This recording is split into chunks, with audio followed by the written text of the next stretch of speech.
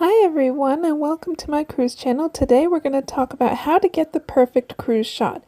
Here are my tips. Ask for permission before you get on the ship.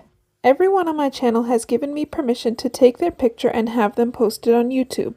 To be on the safe side, I go to the cruise's roll call on various sites and ask for permission from my fellow passengers. Some don't feel comfortable in front of a camera, and that's totally fine, so I try to respect that to the best of my ability. If I'm ever on a cruise with you, you have permission to take my photo, and I will even pose for the camera for you. As you can see from my previous videos, I'm certainly not camera shy. Get familiar with your equipment before you go on your cruise. While it's nice to have brand new gear specifically for your cruise, you want to be sure that your gear actually works before you get on the ship. Anything can happen, and it's often easier and less expensive to fix any potential issues while at home.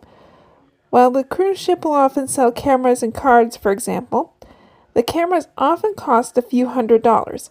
If something technically goes wrong with the camera, the tech team on board may be able to assist you in a very limited sense. To fix this, I often take my cameras around town before I go on my cruise to test them out and make sure that they're working properly. As far as the gear that goes with the camera, such as mounts or selfie sticks, I also test mine out before leaving in case I need to exchange it. Plus, this will give me time to work out any kinks with the gear or possibly size it if needed. Next, while you're on the ship, head to the highest deck you can possibly get to, especially while you're in port, because you get the best panoramic shots of your life. This next tip applies to when you're taking videos, but it also applies to when you're actually taking a still shot. Keep your camera as steady as possible.